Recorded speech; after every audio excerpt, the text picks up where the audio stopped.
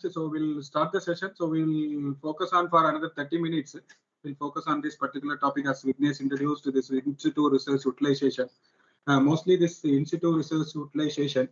The challenges and prospects which I focus only on the moon and Mars. That's only I will address it. This is a very big topic to cover it in a very short period.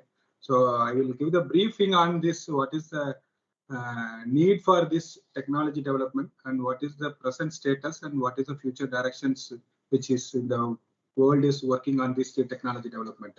So this is what my content. So let us start with a brief introduction. I just put the introduction like a make it versus bring it. So this is a conventional to A and B versus the make it in the means you have to use the resources which is available wherever you are going it and convert it into the useful products and survive in that particular area. That is what the make it. Bring it means you don't use any resources which is wherever you are going it. You have to carry everything with you. So for that, I start with a very simple explanation with the Antarctica South Pole expedition. So Antarctica, you know, that it is a South Pole. It is completely the ice and which has been claimed to be the first human landing has happened in only in 7th February 1821, because which is by the John Davis, is a sailor, seal hunter. So it is after the gap of 75 years, only the world around all over the Europe, Europeans, Russians, and Americans, and all started to do the Antarctica expedition. And now it is at present there is a treaty is the Antarctica, and there are many countries are doing this program, and there are in-situ utilization of resource for the human survey, and it has gone to the tourism level. Let us imagine that in 18th century it has started the first human landing, and now we are coming into the level of tourism into the Antarctica in our own Earth planet itself. So in the same way, similarly, which you go to the space travel, which you go to the interplanetary travel, let us take a historical mission which has happened in Apollo mission, Apollo 11, which has happened by the human landing by the Neil Armstrong and Buzz Aldrin, which has happened in the 20th July 1969. And in that moon mission, there is a concept of taking everything with you for the survivability of the human in the moon surface. For example, for you to survive in the moon, you have to take a breathing air and water, food, and as well as for the returning mission, you want the propellant, etc., etc. These are the things you have to carry it with you at the time of 1969's moon mission. And still now, this is a concept which has been followed for the space station and the future space launch station by the space launch system by the NASA for the future human program for the moon, near future. So this is what the make it versus bring it. So making, I will be focusing on the more on the make it. That is called as the in-situ research utilization. So if you go away from the carrying everything and using the, instead of carrying everything, using the resources available in the other planets like a moon or Mars, so you have a lot of feasibility and lot of survivability at the mission. For example, it can increase the mission performance because you can save a lot of the mass which you are going to carry over with you for the space travel, and it increase the sustainability because you can the survivability for the long time, so more than a month or more than a year also it is possible, and it will reduce the risk of the mission, and especially it will have the science and technology advancements if the human presence is permanent in the moon or Mars. So that's what the technology innovations. These are the things which will be the classic in-situ research utilization, taking everything with you, which is the classical approach, which you are going to shift this and towards the philosophy of living off the land and using the resources in the other planet. This is called the in-situ resource utilization.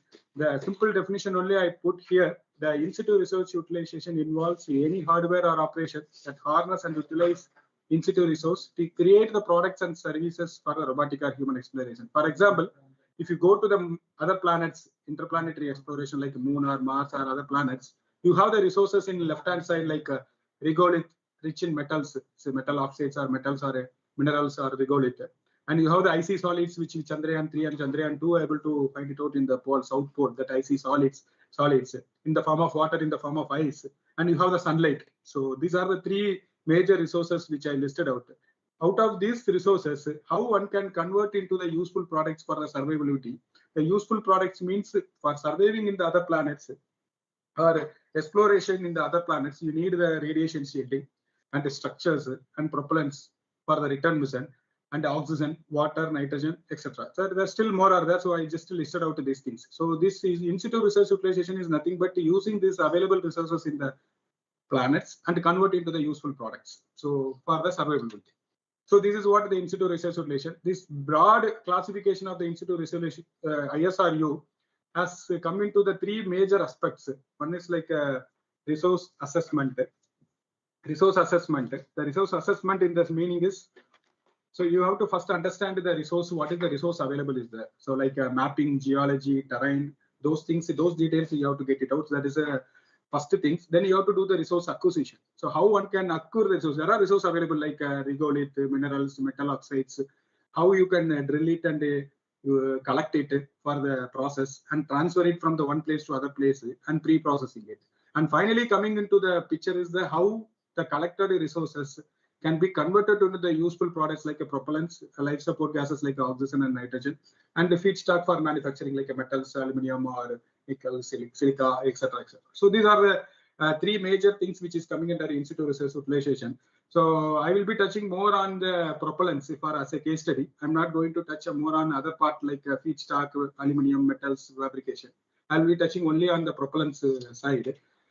This is a pictorial view of how in the future will be there in the in-situ resource utilization is coming into picture in the other planets, which has been published recently in 2019 by standards. So this is the aspect is like a resources and processing it. So something like you have to identify the resource, what are the useful resources are there, and you have to process it and collect it and transport to the which particular area where you can do the convert it into the useful products. For example, you have the regolith, and if you take the Mars, there is a resource will be like carbon dioxide, and these all the resources you collect it and process it. That will be converting into the useful product. What are the useful product in the sense there is a water is the prime important for the useful product, and another is the fuel and the oxidizer. The fuel and the oxidizer for your return mission. For example, for the Moon and Mars mission and that, if you are able to produce the propellant for the return mission, a lot of saving in your mass which is be lifting off from the earth, so that can be saved. That is a concept which is the propellants are coming into picture, like producing the methane or oxygen. That will be the future propulsion which is coming into picture. And these are the storage, and this can be transferred to the ascent and descent vehicle, or it will be for the habitats which has been established in the moon base or Mars base. These are the things which will be used as a energy source and modular power system. And in addition to that, there is a in-space manufacturing, converting the material into the useful products, and in-space construction like a civil engineering, radiation shielding. These are the broad overview of the elements which you can come across in the in-situ resource utilization. Wherever if you go to the literature, you will see these kind of elements like a resource prospecting, regolith transport, regolith processing, atmospheric collection, carbon dioxide. So I will be focusing more on the in-situ propellant production. So the in-situ propellant production, so why I am telling it, I'm not discussing any other part in this another half an hour since the time is very short. So the propellant will be the more attractive one for the near future because it is having the fuel and the oxidizer for your return mission. When you do the chemical propulsion for the liftoff from the earth, your fuel and oxidizer will be burning in the rocket engine, and that will produce the high thrust or exit velocity that will lift off from the earth, and it will go to the particular orbit, and it will reach to the moon or Mars for the landing purpose also.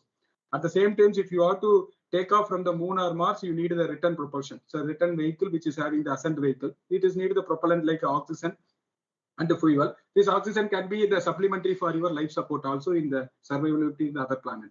So that is the meaning, that is a subset of this ISRO, that is a in-situ resource utilization only is called the in-situ propellant production. So that means you're producing only the propellant from the moon and Mars surface. So this is a one simple advantage which has been like a quantitatively which has been derived here. Let us take a case study on Mars mission. So if you want to go to the Mars mission without the in-situ resource utilization technology, you are not going to produce any propellant. Then you have to every 1 kg of propellant made on the Mars surface, which will save the 7 to 11 kg launch into the low Earth orbit. That means if you have the technology which can produce the 1 kg of propellant in the Mars surface, you can save the lot of mass launching into the low Earth orbit, 7 to 11 kg, 7 kg in the low Earth orbit. So that is a concept which has been giving a lot of advantage for you to go for the Mars mission and the moon mission. So one process will be the most advisable or most attractive process which we can produce the propellant is the oxygen and the methane. So that I will discuss very later in the later part of the session, how one can do in Mars. Before going into the detail about this propellant production, let's first list out what is the resources, major resources which will be available in the Moon and Mars. I will not talk about anything on the asteroids.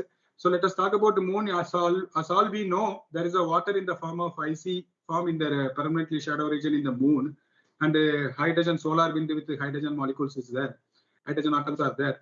And in the case of Mars, the water will be there in the form of regolith. So that is in the hydrated soils. So the hydrated soils are minerals. That is where in the Mars. When you come to the oxygen, oxygen is available in the Moon in the form of metal oxides like aluminum oxide or titanium oxide or magnesium oxide. It is in the form of metal oxides as a regolith, which is available in the Moon. But in the case of Mars, which is available as a carbon dioxide, so the carbon dioxide in the atmosphere, like in our atmosphere, we are having a nitrogen and oxygen as a composition in the air. In the Mars, the atmosphere is completely filled with carbon dioxide in the level of 96%. So the carbon and the other metals like, because I'm not going to touch on the metals like metals and all, it's like iron, titanium, and illuminate. These are all the Moon and the Mars. And the carbon also will be there in the form of carbon dioxide and other thing in the Mars. So these are the resources which will be more interested how one can convert these resources into the product. So let's start with the lunar. So the lunar will be separating the talk into the two parts. One will be the first some 5-10 minutes I'll talk about in the lunar part, how one can produce the propellant in the lunar surface. And second part will be in the part of Mars surface, how one can do that in the Mars. So the lunar, as I said, the regolith is the most available abundant material which is available in the lunar surface, which is having the metal oxides in the lunar surface in the form of magnesium oxide or aluminum oxide or silicon oxide. Right? This is the overall percentage. So this will give the approximately 40 to 45% of oxygen is available in the form of solid as a metal oxide in the regolith. So if you take the temperature range, you can have the 95 Kelvin in the night time, and to the daytime peak is the 390 Kelvin. So the wide range of temperature in the daytime, higher temperature in the daytime. And this the lunar regolith. So this regolith will be how one can convert into the oxygen or propellant in our in-situ propellant production. The other one of the resource will be the water ice, which is in the regolith in the solar south pole, in the permanently shadow craters in the south pole. So that is in the water ice. So the water ice, as you know, water ice is the direct resources which will be extracted and it can be converted into the water in the liquid form, and it is again electrolysis and it can produce the oxygen and hydrogen as a propellant. So this one I'm not going to talk about this water ice. I will talk about only the as a case study. As a metal oxides, how one can convert the metal oxide to produce the oxygen as the propellant and the life support system in the Moon. So this will be the future perspectives which is working on it. So first thing is the looking for water, that is the resource perspective, that is currently under many countries are exploring it. And many technologies which is working around the world is the how to mine the polar water and the volatiles. And that will be the another major work which is going on. I'm going to talk about is the regolith processing for the O2 production. How one can do the regolith processing to convert into the oxygen, and how another subsequently how the refueling and reusing of landers and rovers using the produce the oxygen. And this is what the present scenario. The present scenario today, that the technology and the feasibility, which you take the technology and the feasibility, it is in the level of identifying the resources in the Moon. That has been almost there are many evidence and literatures, and even Chandrayaan 2, Chandrayaan 3 mission and the NASA's mission and all, it has been doing the wonderful job on getting out to the what are the resources available in the Moon, and the technology demonstration in the ground level and the laboratory level, and the concept evaluation like how one can do it, and that is the duration test in the short term and the feasibility. This is what we are standing now in that. This will transfer into the near term is the ground development and the flight demonstration. That will be the near term, and the future goal will be like the mission utilization. How this developed technology in the today and to the near term has been converted into the goal of mission utilization, like the permanent oxygen production plant in the Moon base, and that can be converted to the liquid form and used for the propulsion system for the return mission. That is what in the goal in the near future. So this is what the today, near term, and the goal. And these lunar resources, as I already said, the metal oxide, and this metal oxide only I'm going to talk about. The feasible production propellant will be like either will be the hydrogen and the oxygen. The hydrogen can be produced only by the resource of water by doing the water electrolysis. That's I'm not going to talk. This oxygen will be the like a lunar regolith. The lunar regolith is having a 45%, 40 to 45% weight percentage of oxygen. This process is converting this process into the regolith into the oxygen using the 4 different techniques. These 4 different techniques I will explain a little bit later in the next slide. The molten pyrolysis and water electrolysis and solid gas interaction. This is the simplest one example how this conventional metal oxides can be converted into the oxygen. So what we will do is this metal oxides will be collected and fed into the fluidized bed, which has been heated to the 900 degrees Celsius, by which the hydrogen will be transported from the earth. That hydrogen will be fed into the fluidized bed, which will react with this metal oxide, and that will liberate the water molecules.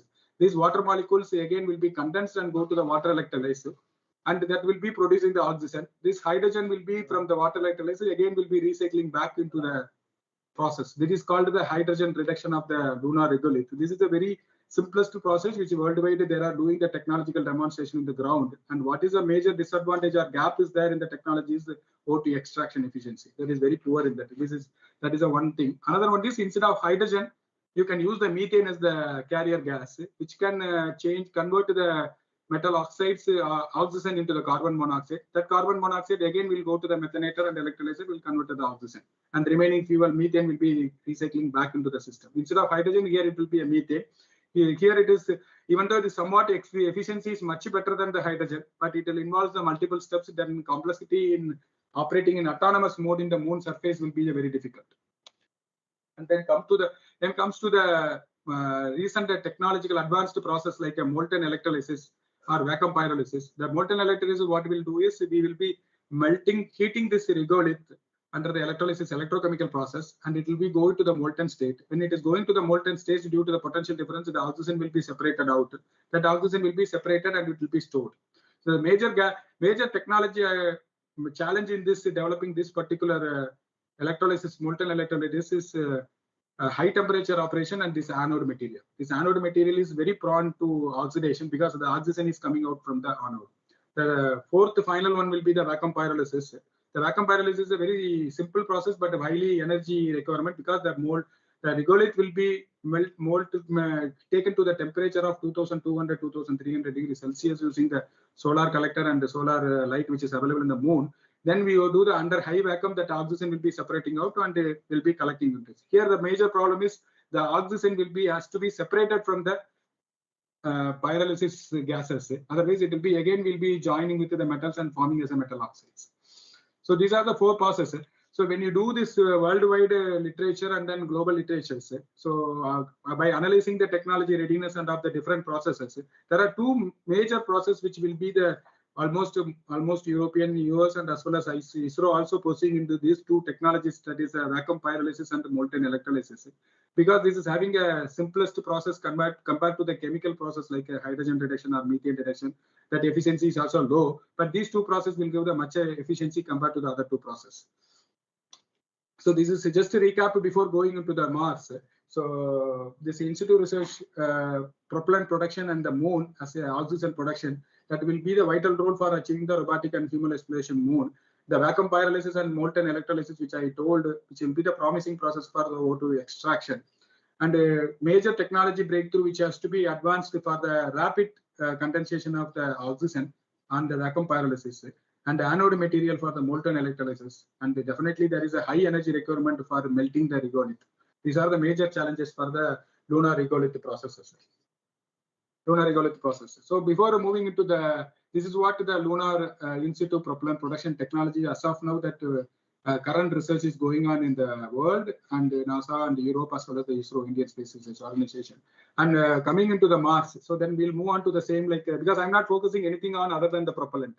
So the Mars in-situ propellant production process.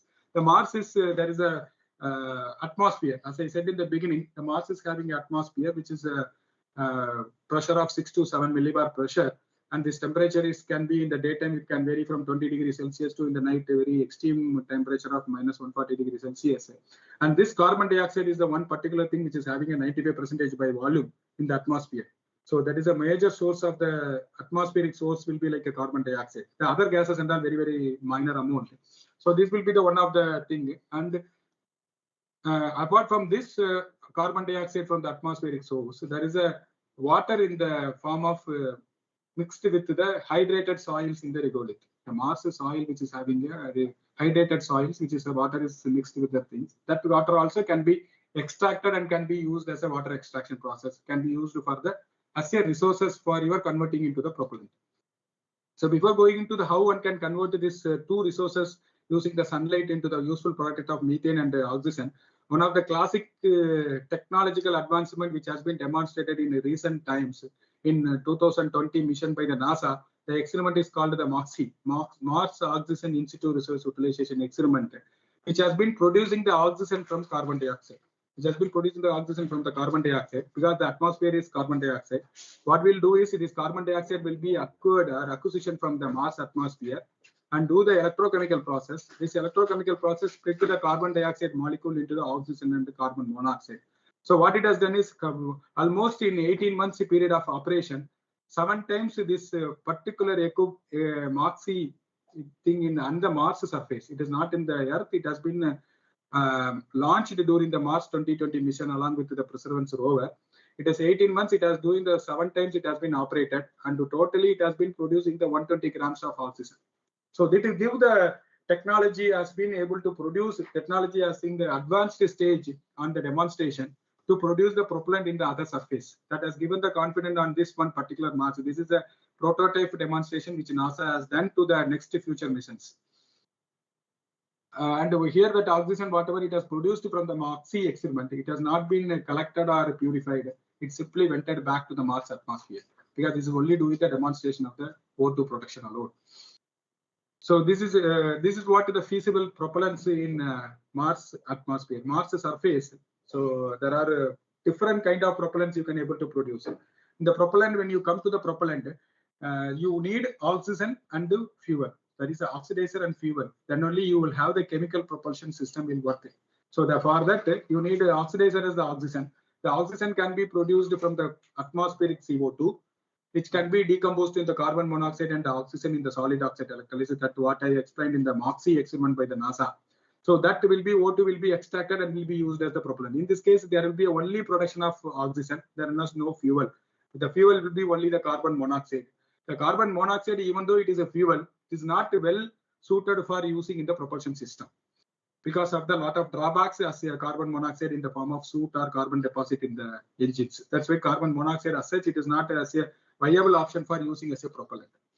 So then comes to the methane. Then comes to the methane. What is the thing is the oxygen is produced in using the solid oxide electrolysis or some other water electrolysis process.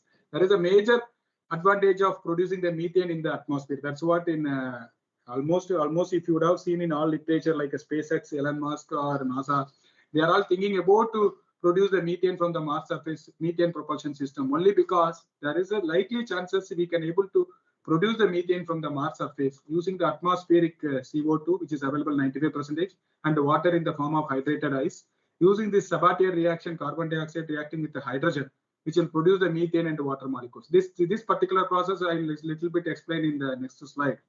And another fuel will be the hydrogen. Hydrogen is the simplest process by water. If you are able to extract, you can using the solar energy, you can able to do the water electrolysis and produce the hydrogen and the oxygen. And carbon monoxide, as I explained earlier, the carbon monoxide also one of the fuel, but it is not viable as a propellant.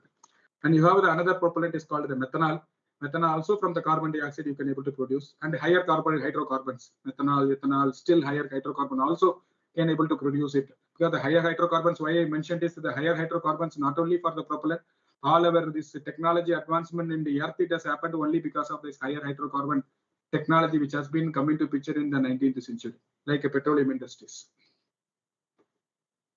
So this is a Sabatier route, which is called the methane production, how one can do the methane production in the Mars surface.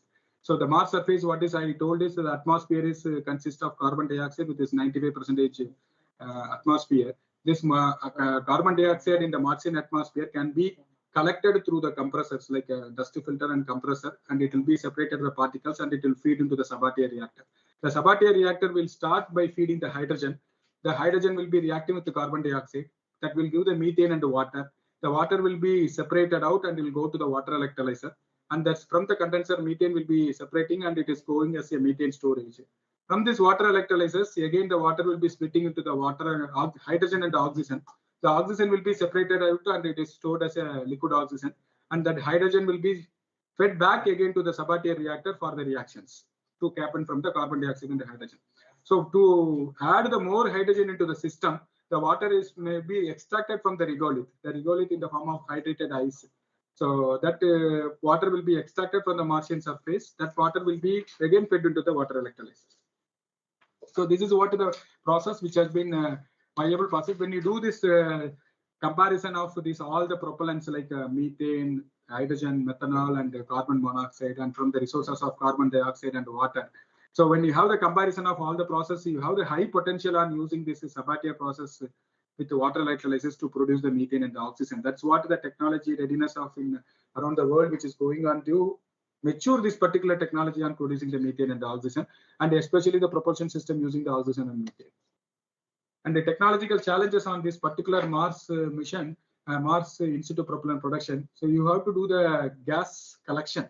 So for example, 7 millibar carbon dioxide has to be acquired, collected.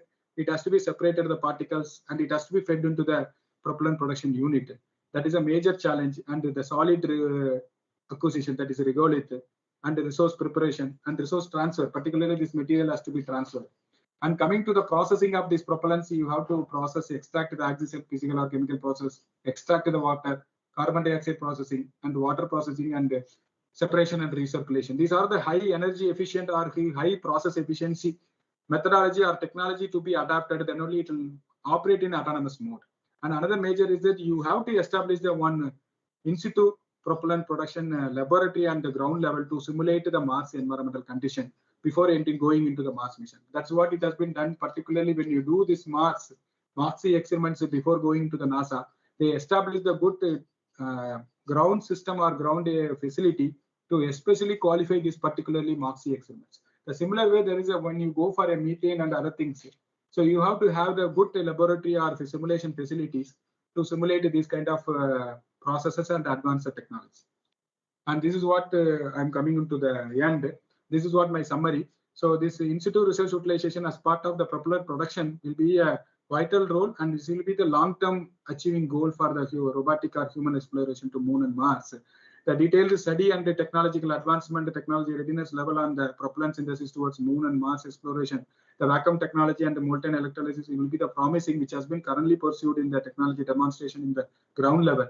And towards the Mars, this methane and oxygen will be the promising for the future Mars missions. And technological gap and roadmap will be the challenging one to advance this particular technology for the mission oriented. Thank you.